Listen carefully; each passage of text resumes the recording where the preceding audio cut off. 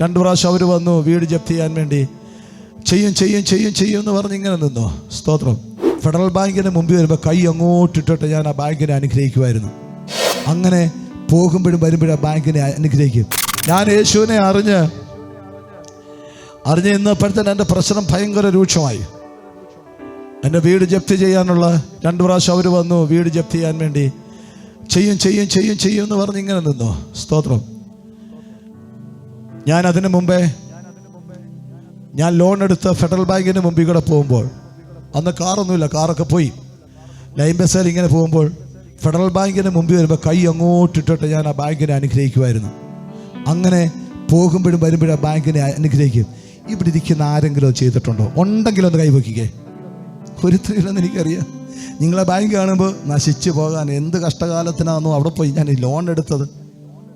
അത് ഫെഡറൽ ബാങ്കിൽ നിന്നായിരുന്നെങ്കിൽ ഇച്ചിരി നന്നായി പോയേനെ. ഇതൊരു വല്ലാത്ത ഒരു എന്താ പറയുന്നത്, ഒരു ഐശ്വര്യം പിടിച്ച് അല്ല, ഇത് അനാവശ്യമായിട്ട് എടുത്തത് പറയല്ലേ. പക്ഷേ ഞാൻ നേരെ തിരിച്ചായിരുന്നു. ഞാൻ പറഞ്ഞ കർത്താവേ, എൻ്റെ വേണ്ടാത്ത അവസ്ഥയിൽ എനിക്ക് ലോണ് തന്ന ബാങ്ക് യേശു ക്രിസ്തുവിൻ്റെ നാമത്തിൽ ഇത് അനുഗ്രഹിക്കപ്പെട്ടെ. അങ്ങനെ പറഞ്ഞ് സ്തോത്രം. അവരോട് ഞാനൊരു ഡേറ്റ് പറഞ്ഞു. എന്ത് കണ്ടുകൊണ്ടാണ് ഡേറ്റ് പറഞ്ഞതെന്ന് എനിക്ക് അറിഞ്ഞൂടാ. ആ ഡേറ്റിൽ 1,33,00,000 രൂപ കൊടുത്ത് എൻ്റെ ജപ്തിയിൽ നിന്ന് ഒഴിവാൻ എൻ്റെ കർത്താവ് സമ്മതിച്ചു. ഞാനൊന്ന് പറയട്ടെ, എൻ്റെ സ്ഥാനത്ത് വേറെ ആളാണെങ്കിൽ അവിടെ പതറിപ്പോകും.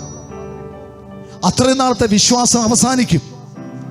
2 പ്രാവശ്യം ജപ്തി ഒട്ടിക്കാൻ വന്നു, ലാസ്റ്റ് ഡേറ്റ് തന്നു, ഇനി അടുത്ത ജപ്തിയാണ് നടക്കാൻ പോകുന്നത്, പിന്നെന്ത് ചെയ്യാനാ എന്ന ദൈവം പറഞ്ഞു. എന്നാൽ ദൈവത്തെ സ്നേഹിക്കുന്നവർക്ക്, നിർണയപ്രകാരം വിളിക്കപ്പെട്ടവർക്ക് എല്ലാം നന്മയ്ക്കായി കൂടി വ്യാപരിക്കും. നീ യേശുവിനെ സ്നേഹിച്ചാൽ അവൻ ശത്രുവിൻ്റെ മുമ്പിൽ നിനക്ക് വഴിയൊരുക്കും. എൻ്റെ ബന്ധത്തിൽപ്പെട്ടവരും ഒക്കെ പറഞ്ഞു, ഇവൻ തെണ്ടി കുത്തുവാള എടുത്തിട്ട് ഇവനും ഇതിൻ്റെ പെണ്ണും പിള്ളയും പിള്ളേരും നാട് മുഴുവൻ നടന്ന് ഭിക്ഷയെടുക്കുമെന്ന് പറഞ്ഞ എൻ്റെ റിലേറ്റീവ് പോലും അവിടെ മുമ്പിൽ കർത്താവ് ഞങ്ങളെ മാനിച്ചു. കാരണം ഞങ്ങൾ വിശ്വസിച്ചു. എന്തിനാണ് ഞാനിത് പറയുന്നത്? എല്ലാം തകർന്ന അവസ്ഥയിലാണോ? നിൻ്റെ ബിസിനസ് മുഴുവൻ തീർന്നു, ഇനി അതിൻ്റെ അകത്തൊരു നന്മ വരാൻ സാധ്യതയില്ലെന്നാണോ നീ വിചാരിക്കുന്നത്? നിങ്ങൾ ആ ബിസിനസ്സിനെ അനുഗ്രഹിക്കണം. യേശുവിൻ്റെ നാമത്തിൽ ഞാൻ എൻ്റെ ബിസിനസ്സിനെ അനുഗ്രഹിക്കുന്നു. ദൈവം എന്നെ നിറയ്ക്കും. അല്ലാതെ ചീത്ത പറയുകയല്ല ചെയ്യേണ്ടത്. ദൈവത്തെ സ്നേഹിക്കുന്നവർക്ക് സകലതും നന്മയ്ക്കായി കൂടി വ്യാപരിക്കും.